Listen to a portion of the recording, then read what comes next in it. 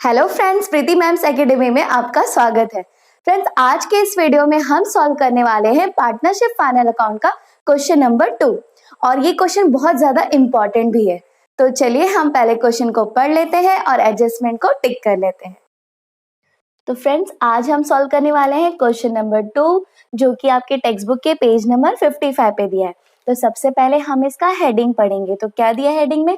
From the following trial balance of MS Mitesh and Mangesh you are required to prepare trading and profit and loss account for the year ended 31 March 2019 and balance sheet as on that date. तो यहाँ पे partners का नाम क्या दिया है? Mitesh and Mangesh. और हमें क्या क्या बनाना है? हमें ट्रेडिंग अकाउंट बनाना है, प्रॉफिट एंड लॉस अकाउंट बनाना है और बैलेंस शीट बनाना है। और ईयर एंडिंग क्या दिया है? 31 मार्च 2019।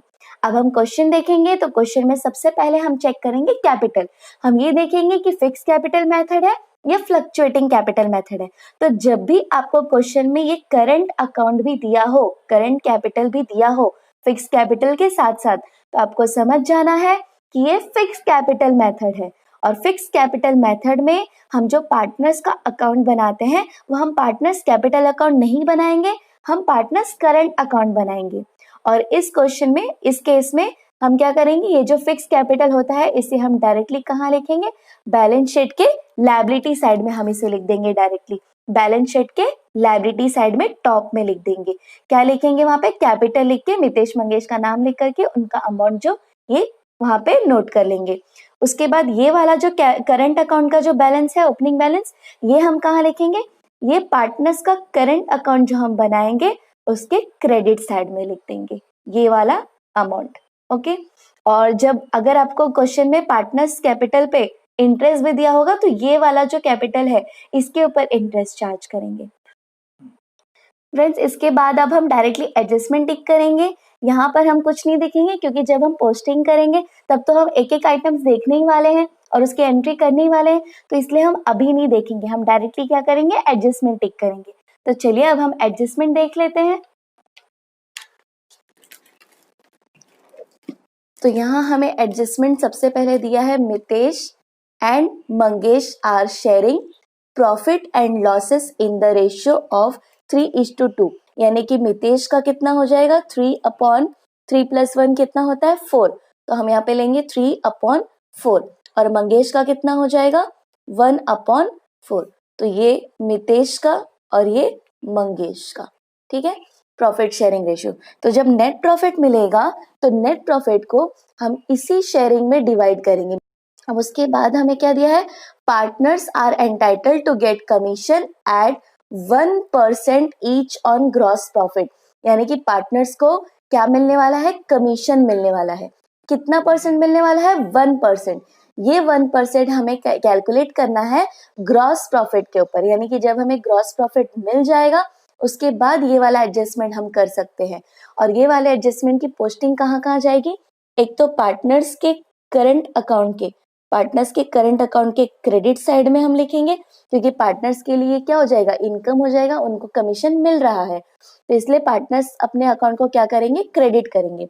और दूसरा बिजनेस के लिए क्या है? ये लॉस है क्योंकि बिजनेस को कमीशन देना पड़ रहा है और सारे लॉस एंड एक्सपेंडिचर जो भी होते हैं, indirect expenditure and indirect losses, वो हम कहाँ लिखते हैं? प्रॉफिट एंड लॉस के डेबिट में। तो हम इसे प्रॉफिट एंड लॉस के डेबिट में सेकंड पोस्टिंग करेंगे। उसके बाद नेक्स्ट एडजस्टमेंट हमें दिया है the closing stocks valued at 23,700। तो ये जो 23,700 है ये हमारा क्लोजिंग स्टॉक दिया है। तो फिर क्लोजिंग स्टॉक की पोस्टिंग कहाँ कहाँ होती है? एक तो ट्रेडिंग अकाउंट के क्रेडिट साइड में और दूसरा बैलेंस शीट के असेट साइड में जाता है। ये एडजस्टमेंट आपको हर क्वेश्चन में दिया होगा।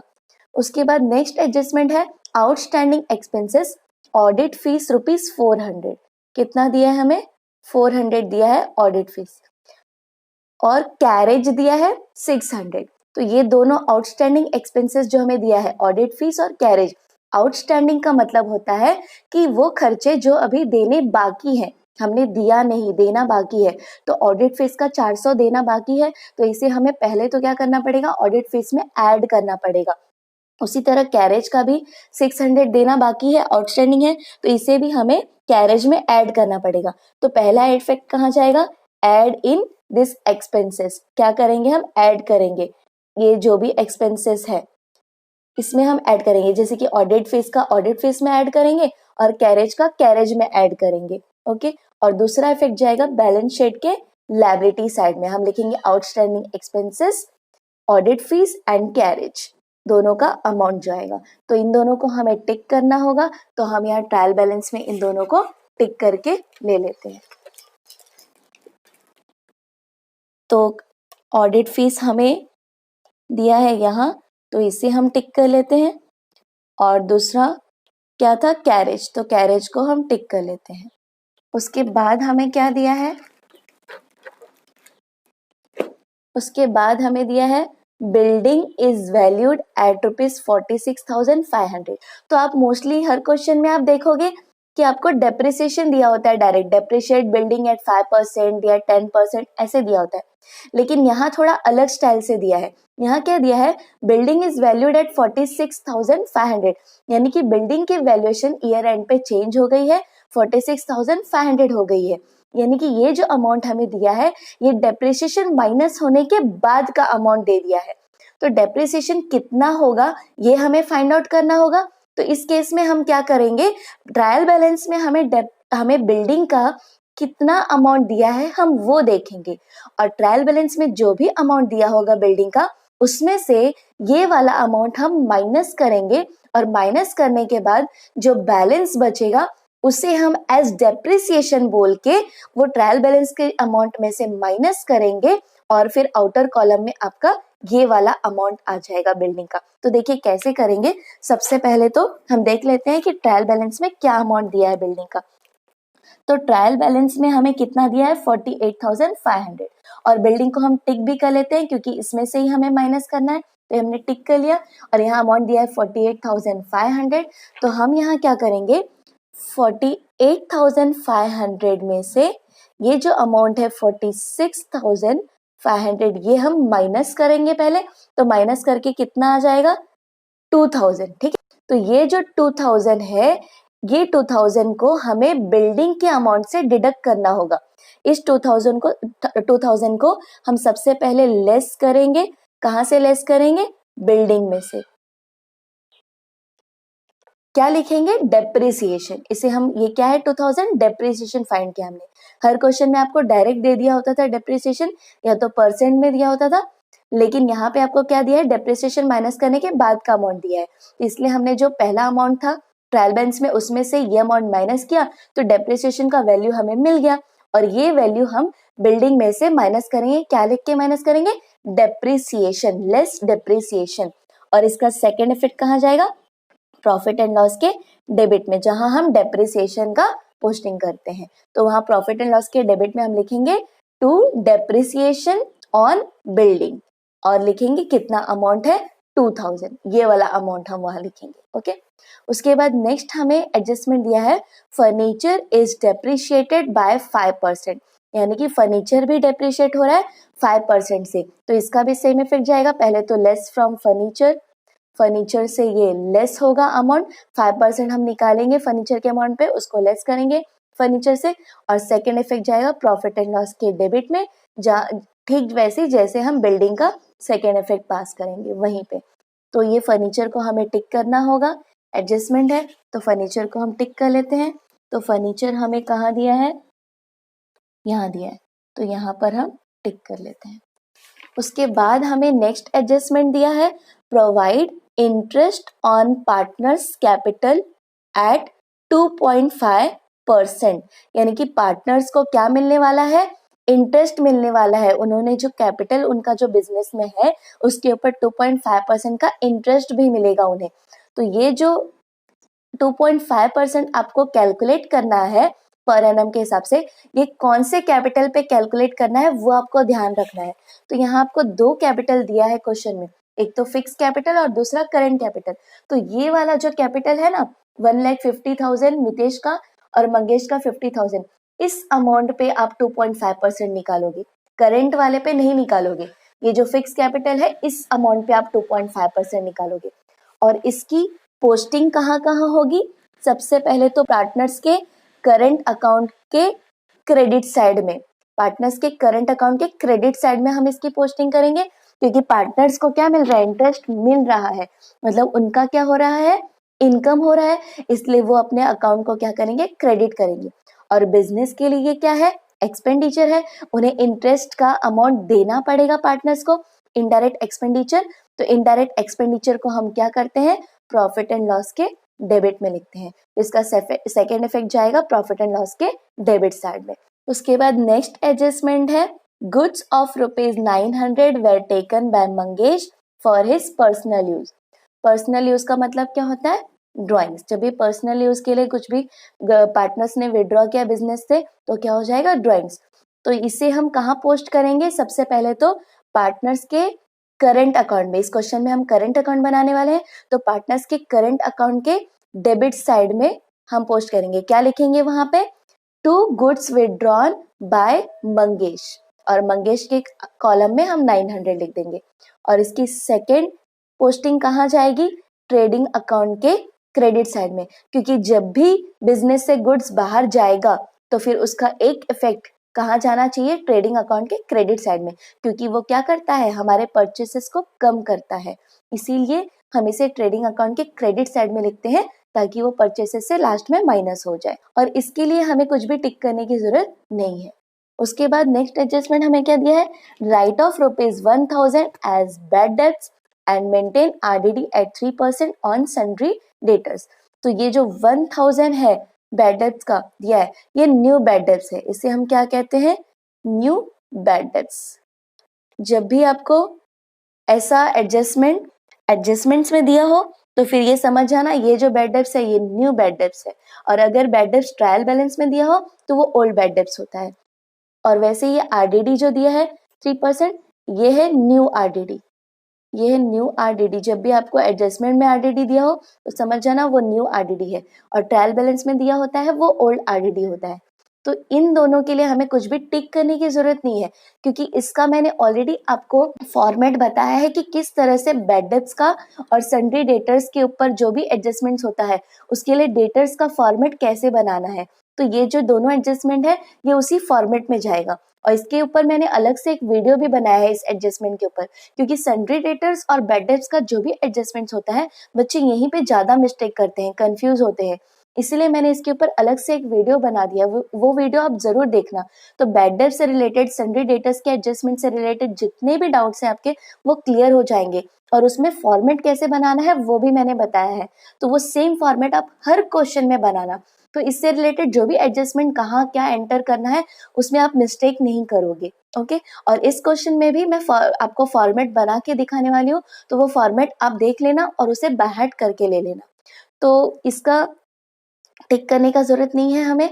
तो ये सारा एडजस्टमेंट्स हमने टिक कर लिया है। अब इसका आप या तो स्क्रीनशॉट ले लीजिए, या फिर आपके पास टेक्स्ट बुक है तो उस टेक्स्ट बुक में आप same as it is marking जो भी हमने किया है वो लिख करके ले लीजिए, और यहाँ का भी आप सेम जहाँ जहाँ हमने टिक किया है ये या तो स्क्रीनशॉट ले लीजिए, या फिर आपके पास टेक्स्ट बुक है तो उसमें टिक कर लीजिए। और जब आप ये वीडियो देखेंगे, सॉल्यूशन इसका देखेंगे, तो वो क्वेश्चन आपके सामने रखिएगा, तो फिर आपको सॉल्यूशन अच्छे से समझ में आएगा, क्योंकि मैं जब सॉल्व करवाऊंगी तो ये क्वेश्चन आपको सामने नहीं दिखेगा। ओके, तो फ्रेंड्स हमने क्वेश्चन पढ़ लिया है, एडजस्टमेंट टिक कर लिया है, अब हम सॉल्यूशन स्टार्ट करेंगे। फ्रेंड्स सॉल्यूशन स्टार्ट करने के पहले मैं आपको एक चीज बताना चाहती हूँ। मैं कुछ स्टूडेंट्स को देखती हूँ कि वो एडजस्टमेंट जब वो क्वेश्चन पढ़ते हैं तो पहले वो एक एक आइटम्स जो है ट्रायल बैलेंस के जो एक एक आइटम्स होते हैं, जैसे कि बिल्डिंग कहाँ जाएगा तो वहाँ लिखते हैं बिल्डिंग असेट्स में जाएगा, परचेसेस वहां लिखेंगे ट्रेडिंग अकाउंट डेबिट में जाएगा, ऐसे एक एक आइटम्स पहले वो लिखते हैं, उसके बाद पोस्टिंग चालू करते हैं। तो पहले वो एक एक आइटम्स लिखेंगे, फिर एडजस्टमेंट्स टिक करते हैं, उसके बाद वो पोस्टिंग करेंगे। तो इसमें क्या होता है कि टाइम बहुत ज्यादा वेस्ट हो जाता है। आप जब एक एक क्या क्या एंट्री कहाँ जाएगा वो जब आप लिखेंगे तो आपका मिनिमम 10 to 15 मिनट्स ऐसे ही चला जाएगा। और जब हम पोस्टिंग करते हैं उस वक्त तो हम एक एक आइटम्स देखते ही हैं कि क्या क्या दिया है हमें और वो कहाँ जाएगा, हम वो तो याद करते ही हैं। तो ऐसे केसेस में आपका 2 बार टाइम जा रहा है, उसी सेम चीज के ऊपर आप 2 बार टाइम इन्वेस्ट कर रहे हो, और एग्जाम में इतना टाइम नहीं होता है। और अगर आप ये सोचोगे कि नहीं अभी हम ऐसे कर रहे हैं लिख लिख कर करेंगे, लेकिन एग्जाम में हम ऐसे नहीं करेंगे। एग्जाम में हम डायरेक्टली पोस्टिंग कर देंगे, लेकिन ऐसा नहीं होता, क्योंकि अभी आप जैसे प्रैक्टिस करोगे वही तो हैबिट बना रहेगा। तो इसलिए आप याद रखिए कि जैसा मैं आपको बता रही हूँ आप वैसे ही करिए, तो आपका टाइम सेव हो जाएगा। आप पहले हेडिंग पढ़िए, उसके बाद आप डायरेक्ट एडजस्टमेंट टिक करिए, और जो कैपिटल है सिर्फ कौन सा मेथड है, फिक्स कैपिटल मेथड है या फ्लक्चुएटिंग कैपिटल मेथड है, वो देख लीजिए। अब पोस्टिंग एक एक मत लिखिए कि ये यहाँ जाएगा, ये इस अकाउंट में जाएगा, ये मत लिखिए आप, क्योंकि इससे आपका टाइम वेस्ट होगा एग्जाम में। ओके। और फ्रेंड्स, अगर आपको ये अच्छे से जानना है कौन सा आइटम ट्रायल बैलेंस का किस अकाउंट में पोस्ट करते हैं और क्यों पोस्ट करते हैं, तो उसके लिए हमारा वीडियो है जो पार्टनरशिप फाइनल अकाउंट का इंट्रोडक्शन वीडियो मैंने बनाया है, लेक्चर 3 करके आएगा, तो फिर वो आप अच्छे से देखिए, लिंक भी मैं दे दूंगी डिस्क्रिप्शन में। तो वो वीडियो अगर आप देख लेते हैं तो कौन सा आइटम कहाँ पोस्ट होगा, क्यों पोस्ट होगा, इससे रिलेटेड जो भी डाउट्स है आपके वो क्लियर हो जाएंगे। वो वीडियो आप जरूर देखिए। तो फ्रेंड्स, अब हम क्वेश्चन सॉल्व करना स्टार्ट करते हैं, अपना क्वेश्चन नंबर 2। तो फ्रेंड्स, हमने यहाँ पर पहले फॉर्मेट बना लिया है। फॉर्मेट में ये पहला है ट्रेडिंग अकाउंट। ट्रेडिंग अकाउंट बनाते हैं हम, उसके पहले हमें क्या लिखना है यहाँ पे, in the books of Mitesh and Mangesh, जो पार्टनर्स के नाम है वो पहले आपको यहाँ टॉप में लिखना है इस तरह से। उसके बाद ट्रेडिंग अकाउंट, और ट्रेडिंग अकाउंट में जो फिक्स्ड पोस्टिंग होती है, जैसे कि ओपनिंग स्टॉक, ओपनिंग स्टॉक आपको क्वेश्चन में ऊपर दिया हो, नीचे दिया हो, कहीं भी दिया हो, लेकिन आपको आंसर में हमेशा ट्रेडिंग अकाउंट के टॉप में ही लिखना है ये, और परचेसेस भी ओपनिंग स्टॉक के नीचे। तो ये जो फिक्स्ड आइटम्स है वो मैंने ऑलरेडी यहाँ पोस्ट करके रख दिया है, उसके अमाउंट जब हमें क्वेश्चन में मिलेंगे तब हम उसे फिल कर देंगे। उसके बाद सेल्स भी फिक्स्ड आइटम है, वो हमेशा क्रेडिट, ट्रेडिंग अकाउंट के क्रेडिट साइड में टॉप में ही जाता है। ओके, इसलिए हम यहाँ पहले से ही लिख दिया है हमने, अमाउंट हम बाद में लिखेंगे। उसके बाद ये जो मैं फॉर्मेट बता रही थी आपको, बैड डेब्ट्स वाला जो फॉर्मेट, तो ये जो बैड डेब्ट्स का फॉर्मेट है 6 लाइन का फॉर्मेट है, ये फॉर्मेट आप बाय हार्ट कर लीजिए। हर क्वेश्चन में फॉर्मेट आप पहले से ही बना के रख लेना, तो बैड डेब्ट्स रिलेटेड जो भी एंट्रीज है इसमें मिस्टेक नहीं होगा आपका। ओके, तो ये फॉर्मेट है 6 लाइन का, ये पहले से ही मैंने बना लिया। एक लाइन छोड़ के आप ये बनाओगे, क्योंकि अगर ग्रॉस लॉस मिल गया तो वो हमें यहाँ लिखना होता है, इसलिए एक लाइन छोड़ के आप बनाओगे ये फॉर्मेट। उसके बाद यहाँ ये पार्टनर्स करंट अकाउंट हमने बना लिया है, क्योंकि ये फिक्स कैपिटल मेथड था। फिक्स कैपिटल मेथड में हम पार्टनर्स करंट अकाउंट बनाते हैं, पार्टनर्स कैपिटल अकाउंट नहीं बनाते। ओके, और पार्टनर्स करंट अकाउंट का जो बैलेंस हमें दिया है, ओपनिंग बैलेंस, वो हम यहाँ पे लिखेंगे बाय बैलेंस ब्रॉट डाउन। तो हमें कितना दिया है करंट अकाउंट, क्रेडिट साइड में आपको दिया है, देखिए मितेश का 3000 एंड मंगेश का 2000, तो वो हम लिख देंगे 3000 एंड 2000। ओके, उसके बाद यहाँ पे ये बैलेंस शीट बना लिया है। बैलेंस शीट में ये लायबिलिटी साइड, ये असेट साइड, और ये लायबिलिटी साइड में कैपिटल हमने जो फिक्स कैपिटल है, जब भी आपको ये फिक्स कैपिटल मेथड दिया हो, जब हम करंट अकाउंट बनाते हैं, तो जो फिक्स कैपिटल वाला जो अमाउंट है वो डायरेक्टली हमें यहाँ लायबिलिटीज में पहले ही पोस्ट कर देना होगा। तो यहाँ पे मैंने कैपिटल मितेश मंगेश दिया था हमें 1,50,000 और मंगेश का दिया था 50,000, तो ये हमने लिख लिया है। उसके बाद ये करंट अकाउंट मैंने बना दिया है, ये पहले से ही मैंने लिख करके इसलिए रखा है कि यहाँ का जो हमें बैलेंस मिलेगा करंट अकाउंट का वो यहाँ लिखना होता है, तो हमें स्पेस चाहिए, इसलिए पहले से ही मैंने ये लिख करके रख दिया है।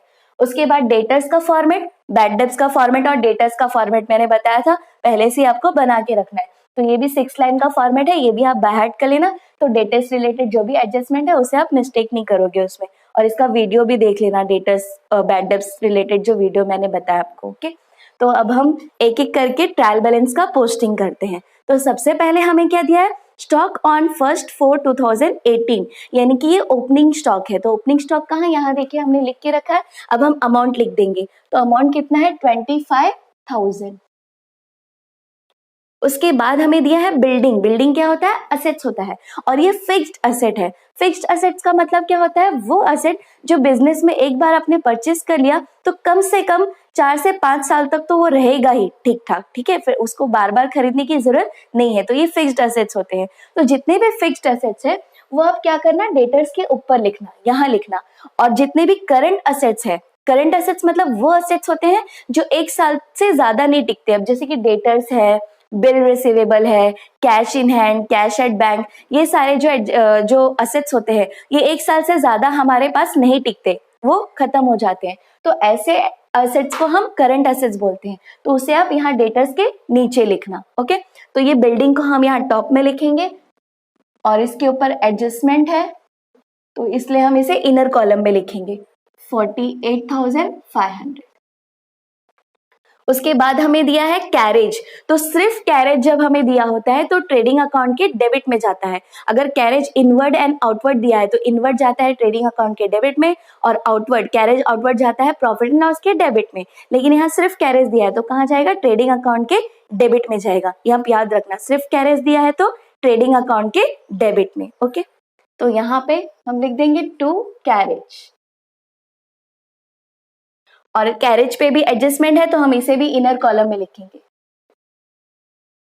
और वन लाइन लीव कर देंगे। उसके बाद हमें दिया है फैक्ट्री इंश्योरेंस, तो फैक्ट्री रिलेटेड जो भी एक्सपेंडिचर होता है, इंश्योरेंस हमने पे किया तो एक्सपेंडिचर है, तो फैक्ट्री रिलेटेड जो भी एक्सपेंडिचर होता है वो कहाँ जाता है, हमेशा ट्रेडिंग अकाउंट के डेबिट में जाता है, और अगर इनकम है तो वो ट्रेडिंग अकाउंट के क्रेडिट में जाता है। तो ये हम कहाँ लिखेंगे, ट्रेडिंग अकाउंट के डेबिट में। तो यहाँ हम लिख देते हैं टू फैक्ट्री इंश्योरेंस।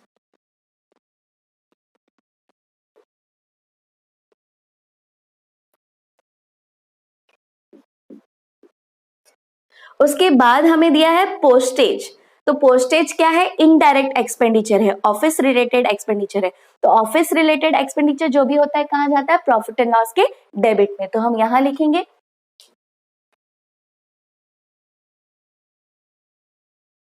उसके बाद हमें दिया है बिल्स रिसीवेबल, तो बिल्स रिसीवेबल क्या होता है, असेट्स होता है, और असेट्स हम कहाँ लिखेंगे, असेट्स में। और ये जो है असेट्स, ये कौन सा असेट है, करंट असेट। तो इसे आप ठीक डेटर्स के यहाँ पे ऊपर लिख देना या फिर यहाँ पे, तो मैं यहाँ लिखती हूँ,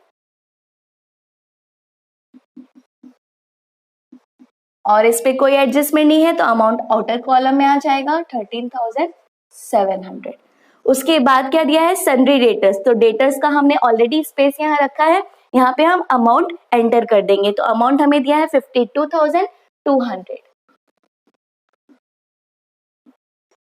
उसके बाद हमें दिया है रिटर्न इनवर्ड, तो ये रिटर्न इनवर्ड का मतलब होता है सेल्स रिटर्न। आप याद रखना, जब भी आपको रिटर्न्स दिया हो तो जो डेबिट साइड में रिटर्न दिया होता है वो सेल्स रिटर्न होता है, और जो क्रेडिट साइड में रिटर्न दिया होता है वो परचेस रिटर्न होता है। तो यहाँ पे आपको रिटर्न इनवर्ट करके लिखा है, सेल्स रिटर्न नहीं लिखा है, तो आपको समझना होगा रिटर्न इनवर्ट क्या होता है, सेल्स रिटर्न। तो सेल्स रिटर्न हमने यहाँ पहले से ही लिख के रखा है, हम अमाउंट लिख देंगे, कितना दिया है 1,600। उसके बाद हमें दिया है परचेसेस, तो परचेसेस का भी ऑलरेडी हमने यहाँ स्पेस रखा है, वहां हम अमाउंट लिख देंगे। परचेसेस दिया है 68,900। उसके बाद हमें दिया है ऑडिट फीस, तो ऑडिट फीस कहाँ जाता है, प्रॉफिट एंड लॉस के डेबिट में, क्योंकि ये भी क्या है, इनडायरेक्ट एक्सपेंडिचर। किसी भी तरह का फीस दिया है, चार्जेस दिया है, तो ये कहाँ जाता है, प्रॉफिट एंड लॉस के डेबिट में। तो हम यहाँ लिखेंगे ऑडिट फीस, और इस पे भी एडजस्टमेंट है तो ये इनर कॉलम में लिखेंगे हम 1,800, और इस पे एडजस्टमेंट है तो हम यहाँ एक लाइन लीव कर देंगे। उसके बाद हमें दिया है लूज टूल्स, तो ये लूज टूल्स क्या होता है, असेट्स होता है।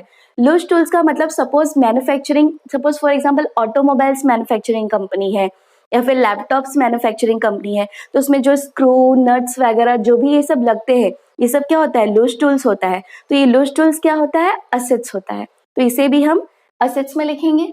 तो हम लूज टूल्स कहाँ लिखेंगे, यहाँ बिल रिसीवेबल के ऊपर लिखेंगे, क्योंकि ये फ्लक्चुएटिंग असेट है, मतलब हमेशा सेम नहीं रहता है, चेंज होते रहता है, तो ये फिक्स्ड असेट नहीं है, तो फिक्स्ड असेट ऊपर हम लिखते हैं, उसके बाद हम ये वाला असेट लिखेंगे। तो यहाँ बिल रिसीवेबल के ऊपर लिख देते हैं।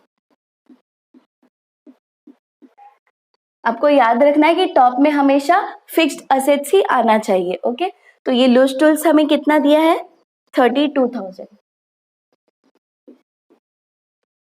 उसके बाद दिया है मैन्युफैक्चरिंग एक्सपेंसेस, तो मैन्युफैक्चरिंग रिलेटेड जो भी एक्सपेंडिचर होता है वो हमेशा ट्रेडिंग अकाउंट के डेबिट में जाता है, तो हम वहां लिखेंगे।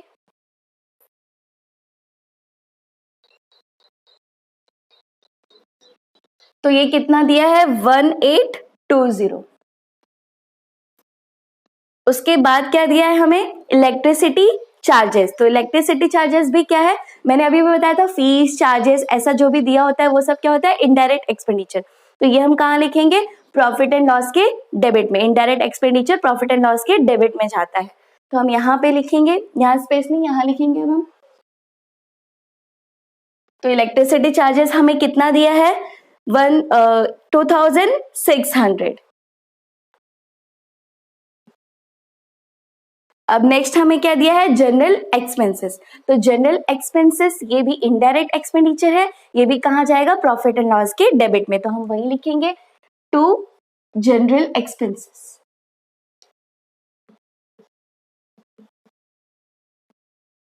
जनरल एक्सपेंसेस हमें दिया है 3400।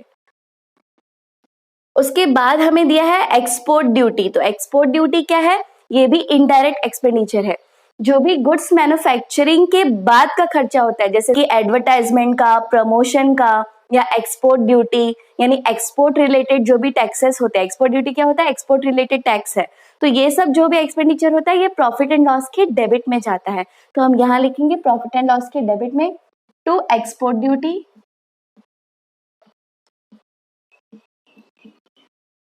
कितना दिया है, 1000 लिख दिया हमने। उसके बाद दिया है कैश इन हैंड। तो ये कैश इन हैंड क्या है, असेट है, करंट असेट है, इसलिए हम इसे डेटर्स के नीचे लिखेंगे। इसे हम लिक्विड असेट बोलते हैं एक्चुअली, क्योंकि ये क्या होता है, लिक्विड यानी लिक्विड फॉर्म में नहीं होता है। ये एक्चुअली इसलिए कहते हैं लिक्विड, क्योंकि कैश क्या होता है, वो हमेशा फ्लक्चुएट होते रहता है। कभी भी जितना भी कैश होगा हमारे हाथ में वो हमेशा सेम नहीं रहता है, चेंज होते रहता है। सुबह में समझो में हमारे हाथ में 1000 रुपए है, तो शाम तक क्या वो बचेगा, नहीं, वो तो कुछ ना कुछ खर्च होते रहते हैं, इसलिए उसे हम लिक्विड असेट बोलते हैं। तो इसे आप नीचे लिखोगे। कैश इन हैंड हमें दिया है 75,000। उसके बाद हमें दिया है बैंक बैलेंस। तो बैंक बैलेंस भी हमारा क्या है, करंट एसेट है, इसे भी हम यहाँ नीचे लिखेंगे बैंक बैलेंस।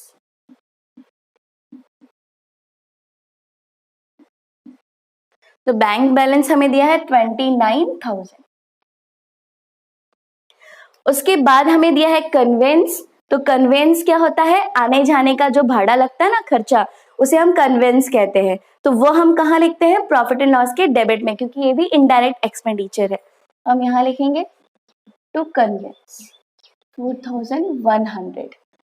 तो ये जो, और इनडायरेक्ट एक्सपेंडिचर मतलब क्या होता है, वो एक्सपेंडिचर जो कि डायरेक्टली मैन्युफैक्चरिंग से रिलेटेड नहीं है, वो सारे एक्सपेंडिचर को हम क्या कहते हैं, इनडायरेक्ट एक्सपेंडिचर। और वो सारा कहाँ जाता है, प्रॉफिट एंड लॉस के डेबिट में। ओके, अब उसके बाद क्या दिया है, फर्नीचर। तो फर्नीचर क्या होता है, फिक्स्ड असेट होता है।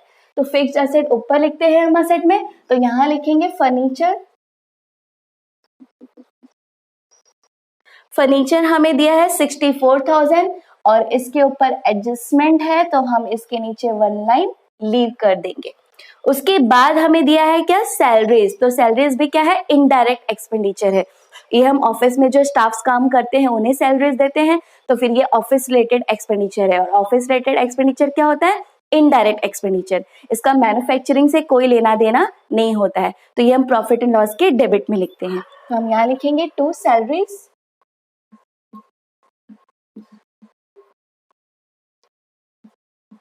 2000। उसके बाद दिया है रेंट, रेट्स एंड टैक्सेस। तो ये जो टैक्सेस है, रेंट है, रेट्स है, ये सारा भी क्या है, इनडायरेक्ट एक्सपेंडिचर। इसका मैन्युफैक्चरिंग से कोई रिलेशन नहीं है, तो फिर ये भी कहाँ जाएगा, प्रॉफिट एंड लॉस के डेबिट में।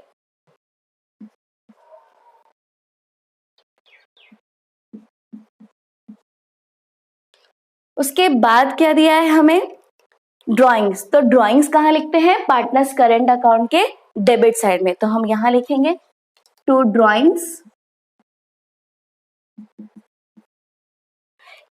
मितेश का दिया है 1200 और मंगेश का दिया है 2200।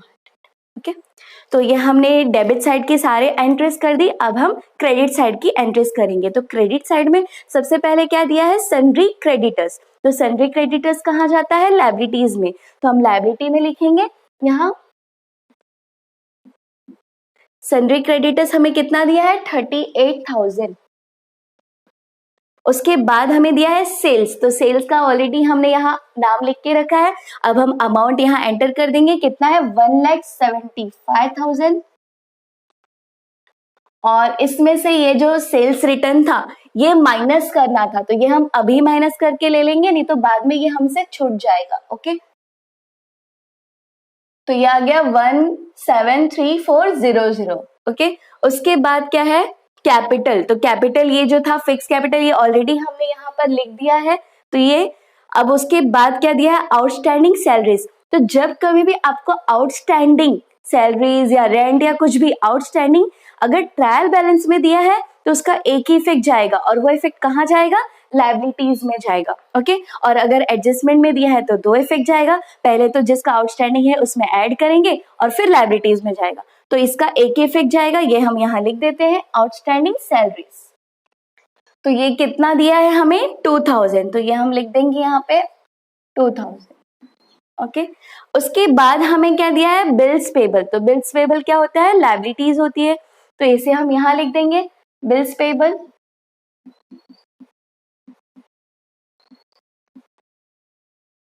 बिल्स पेबल हमें कितना दिया है, 18,000,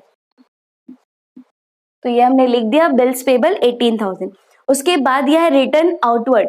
तो ये कौन सा रिटर्न होगा, परचेस रिटर्न होगा। मैंने आपको बताया था कि रिटर्न हमेशा उल्टा दिया होता है, डेबिट में सेल्स रिटर्न दिया होता है और क्रेडिट साइड में परचेस रिटर्न दिया होता है। तो हम यहाँ लिखेंगे रिटर्न आउटवर्ड यानी कि परचेस रिटर्न, हमने ऑलरेडी लिख के रखा है। हम अमाउंट यहाँ पुट कर देंगे, कितना दिया है, 1800 दिया है।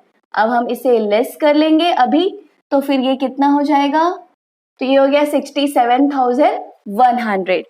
उसके बाद आगे हमें क्या दिया है, करंट अकाउंट। तो करंट अकाउंट का ये जो ओपनिंग बैलेंस हमें दिया है, ये तो ऑलरेडी हमने 3000 2000 यहाँ लिख दिया है, ये यहीं पर लिखते हैं। तो ये सारा हमने एंट्रीज लिख दिया है। अब हम एडजस्टमेंट सॉल्व करेंगे। ओके, तो पहला एडजस्टमेंट हमें क्या दिया है, देखते हैं। Mitesh and Mangesh are sharing profit and losses in the ratio of 3:1। तो ये तो प्रॉफिट शेयरिंग रेशियो हमें दिया है, इंफॉर्मेशन दिया है, तो ये जो नेट प्रॉफिट आएगा उसे हम इस रेशियो में डिवाइड करेंगे। उसके बाद यह है partners are entitle to get commission at 1% on gross profit. तो ये तो 1% कमीशन ग्रॉस प्रॉफिट पे निकाला है, तो जब ग्रॉस प्रॉफिट आ जाएगा तब ये वाला एडजस्टमेंट हम करेंगे। ओके, उसके बाद हम नेक्स्ट, और ये एडजस्टमेंट याद रखना है कि एक एडजस्टमेंट बाकी है, नहीं तो फिर हम क्या करेंगे, ऐसे ही छोड़ के हम नेट प्रॉफिट निकालने बैठ जाएंगे, फिर आंसर रॉन्ग आ जाएगा। तो ये याद रखना है कि एक एडजस्टमेंट बाकी है, वहां या तो टिक करके आप रख लेना। ओके, तो उसके बाद हमें क्या दिया है, the closing stock is valued at ₹23,700। तो ये क्लोजिंग स्टॉक कहाँ जाता है, ट्रेडिंग अकाउंट के क्रेडिट में। हम यहाँ लिखेंगे, यहाँ से हम एक दो लाइन छोड़ करके लिखेंगे, क्योंकि एक और एडजस्टमेंट है ड्रॉइंग्स वाला, वो गुड्स विथड्रॉन वाला, तो वो क्लोजिंग स्टॉक के ऊपर आना चाहिए, क्योंकि क्लोजिंग स्टॉक हमेशा कहाँ जाता है, लास्ट में जाता है। तो इसलिए हम यहाँ पे लिखेंगे क्लोजिंग स्टॉक, एक लाइन दो लाइन छोड़ के लिखेंगे, by closing stock. Closing stock हमें दिया है 23,700। अब इसका सेकेंड इफेक्ट कहाँ जाता है, असेट्स में। तो हम यहाँ असेट्स में लिखेंगे क्लोजिंग स्टॉक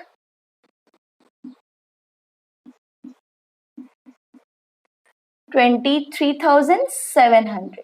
उसके बाद हमें दिया है आउटस्टैंडिंग एक्सपेंसेस, ऑडिट फीस का और कैरेज का। तो आउटस्टैंडिंग एक्सपेंसेस हम क्या करते हैं, ऐड करते हैं, तो हम ऐड करेंगे। ऑडिट फीस का हमें कितना दिया है, 400 दिया है, तो हम 400 ऐड करेंगे यहाँ पे, outstanding audit fees.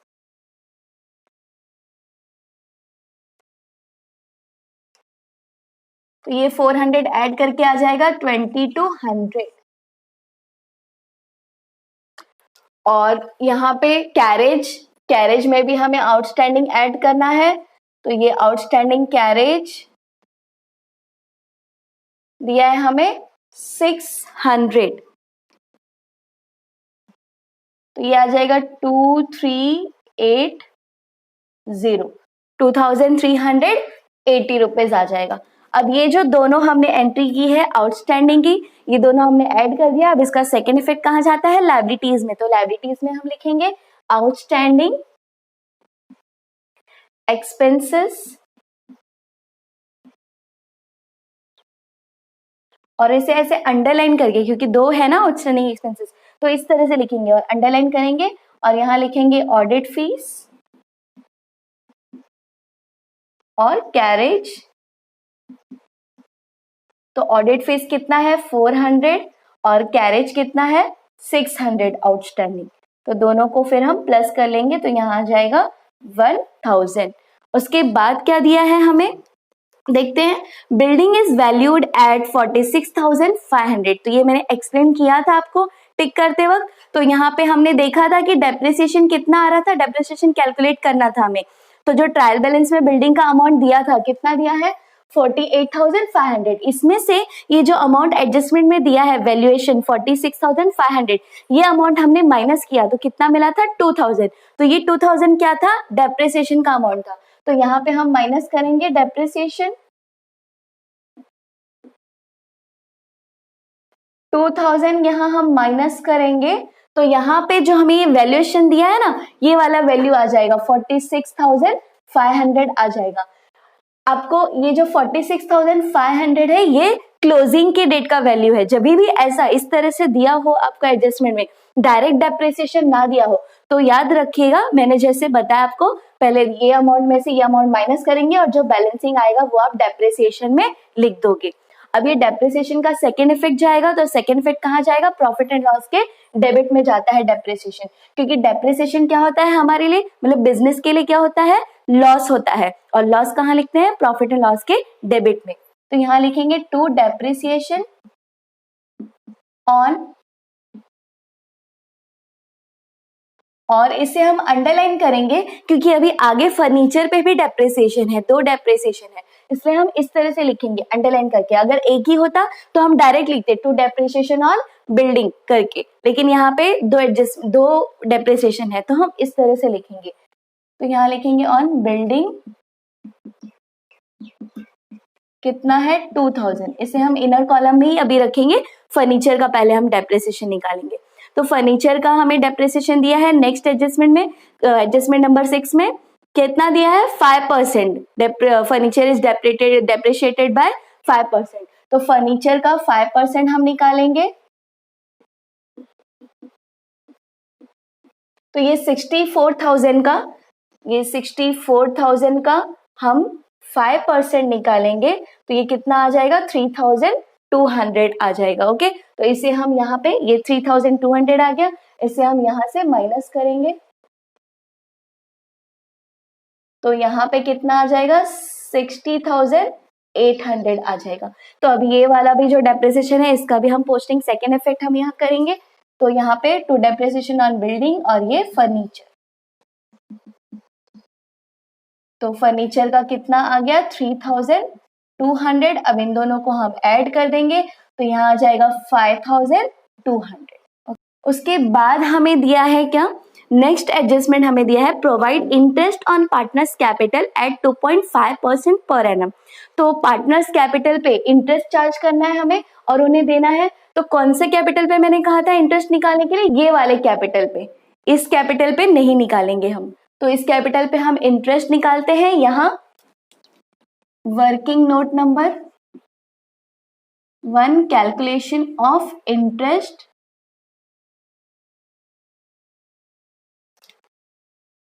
On capital. तो ये हमने कैलकुलेशन किया है, calculation of interest on capital. Mitesh का कितना था कैपिटल 1,50,000, तो 1,50,000 का 2.5% इस तरह से आप कैलकुलेट करोगे तो ये कितना आ जाएगा 3,750। और उसी तरह मंगेश का कितना था कैपिटल, फिक्स कैपिटल 50,000 था, तो 50,000 का 2.5% और कितना आ जाएगा ये 1,250। तो ये दोनों का फर्स्ट इफेक्ट कहाँ जाएगा, पार्टनर्स करंट अकाउंट के क्रेडिट साइड में। तो हम यहाँ लिखेंगे बाय इंटरेस्ट ऑन कैपिटल। तो इसका कितना है 3,750 और मंगेश का है 1,250। अब ये दोनों अमाउंट, इसका हम सेकेंड पोस्टिंग करेंगे, सेकेंड इफेक्ट करेंगे। तो सेकेंड इफेक्ट कहाँ जाता है, प्रॉफिट एंड लॉस के डेबिट में। तो हम यहाँ लिखेंगे टू इंटरेस्ट ऑन कैपिटल और हम यहाँ नाम लिख देंगे मितेश एंड मंगेश। तो मितेश का कितना मिला है 3,750 है इंटरेस्ट ऑन कैपिटल और मंगेश का 1,250। इन दोनों को हम ऐड करेंगे तो ऐड करके यहाँ पर आ जाएगा 5000। ओके, अब आगे हम देखते हैं, ये एडजस्टमेंट हमने कर दिया। नेक्स्ट एडजस्टमेंट हमें दिया है goods ₹900 were taken by Mangesh for his personal use, यानी कि ये क्या है, goods withdrawn bye partner. Partner ने क्या किया है, गुड्स विदड्रॉ किया है, तो हम उसका एक इफेक्ट कहाँ लिखेंगे, पार्टनर्स करंट अकाउंट में। यहाँ लिखेंगे to goods withdrawn by Mangesh. तो मंगेश ने विदड्रॉ किया है तो इसलिए हम मंगेश के कॉलम में लिखेंगे 900 जितना उसने विदड्रॉ किया है, और यहाँ हम डैश कर देंगे। ओके, अब इसका हम सेकेंड इफेक्ट पास करेंगे, तो सेकेंड कहाँ जाएगा, ट्रेडिंग अकाउंट के क्रेडिट साइड में। हम यहाँ लिखेंगे by goods withdrawn by Mangesh 900। उसके बाद अब आगे एडजस्टमेंट देखते हैं क्या है, राइट ऑफ ₹1000 ऑन bad debts and maintain RDD at 3% on sundry debtors.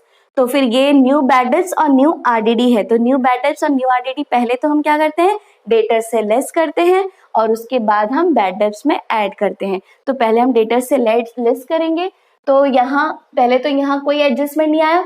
ये जो एक लाइन हम छोड़ते हैं डेटर्स के नीचे, किसके लिए छोड़ते हैं, कुछ अनरिकॉर्डेड सेल्स या फिर बिल डिसऑनर्ड का अगर एडजस्टमेंट दिया होगा तो उसके लिए हम ये लाइन छोड़ते हैं, लेकिन आपके क्वेश्चन में ऐसा कोई एडजस्टमेंट इसमें नहीं था, तो इसलिए हम यहाँ पे डैश कर देंगे। लाइन आपको रखना है ऐसे ही, ये फॉर्मेट ऐसे ही रहेगा, लेकिन आपको नहीं दिया है तो आप डैश कर दोगे और दिया है तो वो एंट्री करोगे। ठीक है, तो यहाँ कुछ नहीं आया, ये डैश कर दिया हमने। ये सेम अमाउंट हम यहाँ नीचे ले लेंगे 52,200। अब जो न्यू बैड डेट्स का अमाउंट है कितना दिया है हमें, 1000, तो ये हम यहाँ पे माइनस करेंगे। 1000 क्या करना है, लेस करना है न्यू बैड डेट्स, तो ये हम लेस करेंगे, तो यहाँ आ जाएगा 51,200। अब ये 51,200 के ऊपर जो 3% दिया है ना न्यू RDD, वो हम कैलकुलेट करेंगे। आप स्टूडेंट्स क्या करते हैं, कभी कभी इस अमाउंट पे कैलकुलेट कर देते हैं, नहीं, आपने ये जो डिडक्शन करके ये सारे जो बैड डेट्स वगैरह माइनस करके जो अमाउंट आता है इस पे न्यू RDD कैलकुलेट होता है, हमेशा याद रखना आप। ओके, तो 51,200 के ऊपर कितना 3% बोला है RDD, तो 3% हम कैलकुलेट करेंगे तो कितना आएगा, तो ये आ जाएगा 1536। अब ये 1536 को हम क्या करेंगे, ये न्यू RDD को माइनस करेंगे इसमें से, तो यहाँ लिखेंगे लेस 1536 और इसे लेस करना है तो हम ब्रैकेट में लिख देंगे। तो ये लेस करने के बाद कितना आ जाएगा, 49,664 रुपीज। अब ये जो दोनों है न्यू बैड डेट्स और न्यू RDD, इसका सेकेंड इफेक्ट जाएगा, फर्स्ट इफेक्ट हमने कर दिया, तो ये बैड डेट्स सेकेंड इफेक्ट कहाँ जाता है, बैड डेट्स में ऐड होता है, तो हम दोनों को बैड डेट्स में ऐड करेंगे। तो यहाँ बैड डेट्स है, इसमें पहले न्यू बैड डेट्स ऐड करेंगे। बैड डेट्स आपके क्वेश्चन में नहीं दिया था, तो इसके लिए हम क्या करेंगे, यहाँ डैश करेंगे। जो old bad debts trial balance में जो कि दिया होता है, अगर वो कभी भी ट्रायल बैलेंस में आपको बैड डेट्स दिया है तो वो हम यहाँ लिखते हैं, लेकिन ऐसा कुछ नहीं दिया आपके क्वेश्चन में, इसलिए हम डैश करेंगे। और न्यू बैड डेट्स हमें अभी देखा हमने दिया था 1000, तो ये 1000 हमने ले लिया। अब यहाँ कुछ भी प्लस नहीं हो रहा है तो सेम 1000 हम यहाँ ले लेंगे और न्यू RDD यहाँ ऐड करेंगे। तो न्यू RDD कितना आया था हमें, 1536, तो हम यहाँ लिखेंगे 1536 और इन दोनों को हम ऐड कर लेंगे, तो यहाँ आ जाएगा 2536। अब इसमें ओल्ड RDD क्या करना होता है, लेस करना होता है, लेकिन यहाँ आपके क्वेश्चन में ओल्ड RDD नहीं दिया है। ओल्ड RDD कहाँ दिया होता है, ट्रायल बैलेंस के क्रेडिट साइड में दिया होता है, लेकिन आपके क्वेश्चन में नहीं दिया था, तो हम यहाँ भी डैश करेंगे। तो ये जो अमाउंट है ये सेम यहाँ पे आ जाएगा 2536। ओके, तो ये जो भी अमाउंट दिया होता है आपको वो लिखना है, जो नहीं दिया है आप डैश कर दोगे इस तरह से। उसके बाद आगे एडजस्टमेंट क्या दिया है, कुछ नहीं, सारे एडजस्टमेंट्स हो गए। अब हम ग्रॉस प्रॉफिट कैलकुलेट करेंगे और उस ग्रॉस प्रॉफिट पे कमीशन जो पार्टनर को देना है, एक एडजस्टमेंट बाकी है, वो हम निकालेंगे। तो ग्रॉस प्रॉफिट हम कैसे निकालेंगे, पहले हम क्रेडिट साइड का टोटल करेंगे, फिर डेबिट साइड का टोटल करेंगे और क्रेडिट साइड का टोटल अगर ज्यादा आएगा और डेबिट साइड का कम आएगा तो हम माइनस करके जो आंसर आएगा वो हमें क्या मिलेगा, ग्रॉस प्रॉफिट। और अगर डेबिट साइड का टोटल ज्यादा आएगा तो उसमें से क्रेडिट साइड के टोटल को माइनस करके जो आंसर आएगा वो क्या होगा, ग्रॉस लॉस। तो हम टोटल कर लेते हैं पहले और जीपी और ग्रॉस प्रॉफिट निकाल लेते हैं। तो हमने ये टोटल निकाल लिया है। क्रेडिट साइड का टोटल हमें मिला है 1,98,000 और डेबिट साइड का टोटल हमें मिला है 99,000। तो जब इसमें से हमने ये डेबिट का टोटल माइनस किया तो फिर कितना आ गया, ग्रॉस प्रॉफिट आ गया 99,000। क्रेडिट ज्यादा है इसलिए जो आंसर आएगा वो क्या है, ग्रॉस प्रॉफिट। हमारा इनकम क्योंकि ज्यादा है और एक्सपेंडिचर लेस है, तो इसका ग्रॉस प्रॉफिट हम कहाँ लिखते हैं, यहाँ लिखते हैं, to gross profit carried down 99,000। और ये जो क्रेडिट साइड का टोटल जो ज्यादा आया था वो आप यहाँ और यहाँ दोनों साइड लिखेंगे। ये हम क्यों लिखते हैं, ये हम इसीलिए लिखते हैं ताकि ये जो ग्रॉस प्रॉफिट लिखने के बाद यहाँ का जब टोटल हम करेंगे तो इतना आना चाहिए और यहाँ का तो इतना है टोटल, ठीक है। तो ये जो हमें ग्रॉस प्रॉफिट मिल गया इसे हम कहाँ ट्रांसफर करेंगे, यहाँ प्रॉफिट एंड लॉस के क्रेडिट साइड में। यहाँ हम लिखेंगे by gross profit brought down.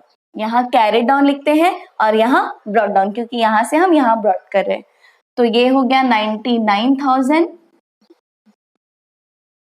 अब ये जो 1% कमीशन निकालना था ग्रॉस प्रॉफिट के ऊपर वो कमीशन हम कैलकुलेट करके और उसका इफेक्ट पास करेंगे। और ये कैलकुलेशन आप रफ पेज पे करना या फिर ऐसे वर्किंग नोट करके साइड में करना, ओके। आपको दिखाई दे इसलिए मैंने यहाँ पे किया है। तो अब हम कमीशन जो एक एडजस्टमेंट रह गया था अपना, सेकेंड एडजस्टमेंट क्या था कि कमीशन मिलने वाला है पार्टनर्स को, partners are entitled to get commission of 1%। तो इसका 99,000 का 1% कितना आ जाएगा, 990 आ जाएगा। तो दोनों पार्टनर को 990 कमीशन हम देंगे। तो कमीशन का एक इफेक्ट कहाँ जाएगा, पार्टनर्स के करंट अकाउंट के क्रेडिट में, क्योंकि पार्टनर्स के लिए इनकम है तो वो अपने अकाउंट को क्रेडिट करेंगे। तो यहाँ लिखेंगे बाय कमीशन 1% ऑन जीपी। आप ऐसा लिखो या फिर बाय कमीशन भी लिखोगे तो भी चलेगा। 1% ऑन ग्रॉस प्रॉफिट।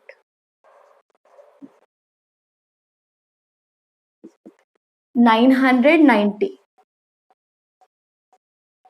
अब इसका सेकेंड इफेक्ट कहाँ जाएगा, प्रॉफिट एंड लॉस के डेबिट में, क्योंकि बिजनेस के लिए क्या है, ये बिजनेस के लिए एक्सपेंडिचर है इसलिए यहां जाएगा। सारा एक्सपेंडिचर हम यहाँ लिखते हैं, इनडायरेक्ट एक्सपेंडिचर, इसलिए तो हम यहाँ लिखेंगे टू कमीशन टू पार्टनर्स और अंडरलाइन करेंगे, यहाँ पे नाम लिखेंगे मितेश और यहाँ पे मंगेश। मितेश को 990 और मंगेश को भी 990। तो इसका टोटल कितना आ जाएगा,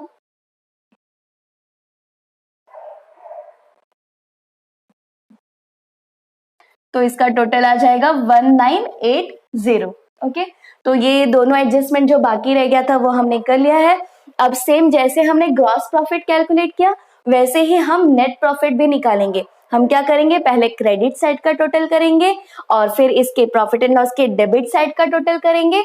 और अगर प्रॉफिट एंड लॉस के क्रेडिट का टोटल ज्यादा होगा और डेबिट साइड का टोटल कम होगा तो क्रेडिट के टोटल में से डेबिट का टोटल माइनस करेंगे तो जो आंसर मिलेगा वो क्या होगा, नेट प्रॉफिट। और अगर डेबिट का टोटल ज्यादा होगा क्रेडिट का कम होगा तो फिर माइनस करके जो आंसर आएगा वो क्या होगा, नेट लॉस। तो इसका भी हम टोटल कैलकुलेट कर लेते हैं। तो फ्रेंड्स हमने ये टोटल ले लिया है। क्रेडिट साइड का टोटल जो था 99,000 आया है क्योंकि वहां पे एक ही अमाउंट था ग्रॉस प्रॉफिट का, और डेबिट साइड का टोटल आया है 35,316। तो हमने जब क्रेडिट साइड के टोटल से डेबिट का टोटल माइनस किया तो हमें कितना मिला, 63,684। और क्रेडिट टोटल ज्यादा है इसके लिए ये जो हमें आंसर मिला है ये क्या है, नेट प्रॉफिट। तो नेट प्रॉफिट हम कहाँ लिखेंगे, यहाँ पे लिखेंगे to net profit carried down करके, और यहाँ हम ब्रैकेट में लिखेंगे transfer to partners current account. और इसे हम अंडरलाइन करेंगे, दोनों पार्टनर का नाम लिखेंगे मितेश एंड मंगेश, और ये जो मितेश एंड मंगेश है इनका प्रॉफिट शेयरिंग रेशियो हमें दिया था, कितना दिया था 3:1। तो मितेश को इस नेट प्रॉफिट का कितना हिस्सा मिलेगा 3/4। 3 + 1 कितना होता है 4, तो 4 का 3 पार्ट जो है वो मितेश को मिलेगा और मंगेश को कितना मिलेगा 1/4। ये मितेश का शेयर मिलेगा और ये मंगेश को इतना शेयर मिलेगा। तो इसे हम इस तरह से कैलकुलेट करेंगे। ये देखिए मैंने कैलकुलेट करके यहाँ दिखाया है। मितेश का नेट प्रॉफिट हम यहाँ लिखेंगे 63,684, उसका 3/4% निकालेंगे। 3/4 कितना होता है 47,763। तो मितेश को इतना मिल रहा है प्रॉफिट, नेट प्रॉफिट का शेयर, और मंगेश का भी सेम इसी तरह से हम निकालेंगे। इसका प्रॉफिट शेयरिंग रेशियो कितना 1/4, तो हम कैलकुलेट करेंगे तो कितना आ जाएगा 15921। तो ये मंगेश का शेयर हो जाएगा नेट प्रॉफिट का। तो दोनों का जितना शेयर मिला है वो हम यहाँ पे लिख देंगे। तो मितेश को कितना मिला है 47763, तो यहाँ लिखेंगे 47763, और मंगेश को कितना मिला है 15921, तो यहाँ लिखेंगे 15921, और ये दोनों को हम टोटल करेंगे तो टोटल करके तो जो नेट प्रॉफिट है वही आएगा, तो आएगा 63,684। और अब हम क्या करेंगे, ये जो क्रेडिट का टोटल जो ज्यादा था वो हम यहाँ दोनों साइड लिखेंगे। यहाँ मुझे स्पेस कम है, फिर भी आपको मैं इसलिए मैं बोल करके बता रही हूँ डिक्टेट करके, तो यहाँ पे आ जाएगा 99,000 नीचे, और यहाँ भी आप लिख देंगे 99,000 सेम लाइन में। ये क्यों लिखते हैं, क्योंकि यहाँ पे जब हम नेट प्रॉफिट लिख देते हैं तो यहाँ का टोटल सेम आना चाहिए, इसलिए सेम जैसे हमने यहाँ पे किया था। ओके, अब ये जो अमाउंट आया है दोनों का शेयरिंग इन नेट प्रॉफिट, ये हम यहाँ ट्रांसफर करेंगे पार्टनर्स के करंट अकाउंट में। तो हम यहाँ लिखेंगे by net profit brought down. तो मितेश को कितना मिला है 47,763 और मंगेश को कितना मिला है 15,921, तो यहाँ लिखेंगे 15,921। अब हम इसका और इसका दोनों का क्रेडिट का टोटल करेंगे, और मंगेश के क्रेडिट के टोटल में से उसका मंगेश का डेबिट का जो टोटल होगा वो माइनस करेंगे, और जो बैलेंस आएगा कैपिटल का वो हम यहाँ लिखेंगे, और जो मितेश का है उसका भी क्रेडिट के टोटल में से हम उसके डेबिट का टोटल माइनस करेंगे, और जो बैलेंस आएगा हम यहाँ पर लिख देंगे टू बैलेंस कैरी डाउन करके। ओके, तो हम टोटल कर लेते हैं कितना आएगा और लिखते हैं बैलेंस। तो फ्रेंड्स हमने यहाँ का टोटल ले लिया है। मितेश का क्रेडिट का टोटल आया 55,503, तो उसका जो क्रेडिट का टोटल है इसमें से हमने ये 1200 डेबिट का माइनस किया तो कितना मिल गया 54,303।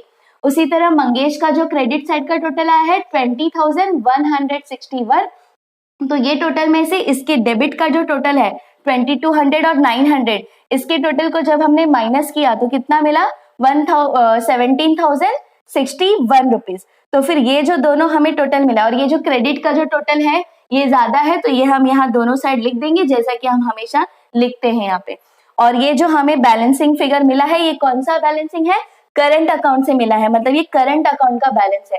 तो ये अमाउंट कहाँ जाएगा, लायबिलिटीज में। यहाँ पे हमने लिख करके जगह रखा है, यहाँ पे करंट अकाउंट करके, यहाँ पे ये अमाउंट चला जाएगा। तो मितेश का कितना है 54,303 और मंगेश का कितना है 17,061। ओके, तो अब हम क्या करेंगे, अब हम इसका टोटल आउटर कॉलम में ले लेंगे, तो इसका टोटल आ जाएगा कितना,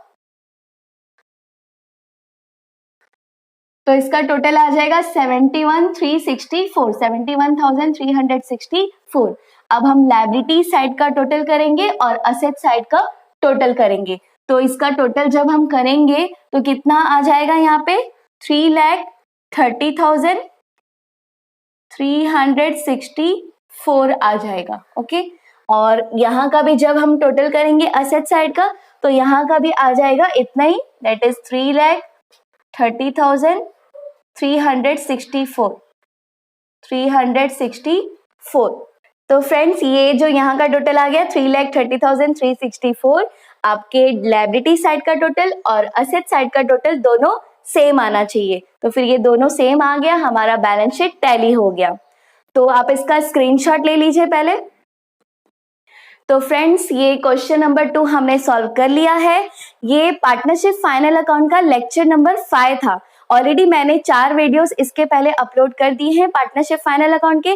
पहला था इंट्रोडक्शन ऑफ पार्टनरशिप, फिर दूसरा था फीचर्स ऑफ पार्टनरशिप, और तीसरा था इंट्रोडक्शन ऑफ फाइनल अकाउंट, वो वाला वीडियो। और उसके बाद फर्स्ट क्वेश्चन नंबर 1 जो आपके practical problem, partnership final account का जो प्रैक्टिकल प्रॉब्लम है उसका क्वेश्चन नंबर 1, और ये 5th वीडियो है, दैट इज क्वेश्चन नंबर 2 का। तो आपने अगर वो पहले के वीडियोस नहीं देखे हैं पार्टनरशिप फाइनल अकाउंट के, तो प्लीज उसे देखिए ताकि आपको सारे डाउट्स क्लियर हो जाए। और अगर आपको कुछ डाउट आता है तो आप मुझे कमेंट्स में पूछ सकते हैं डाउट। तो फ्रेंड्स, होप आज का ये वीडियो आपको पसंद आया होगा। अगर आपको ये वीडियो पसंद आया है तो प्लीज इसे लाइक कीजिए, शेयर कीजिए और हमारे चैनल को सब्सक्राइब कीजिए। और जिसने सब्सक्राइब कर लिया है उसको थैंक यू।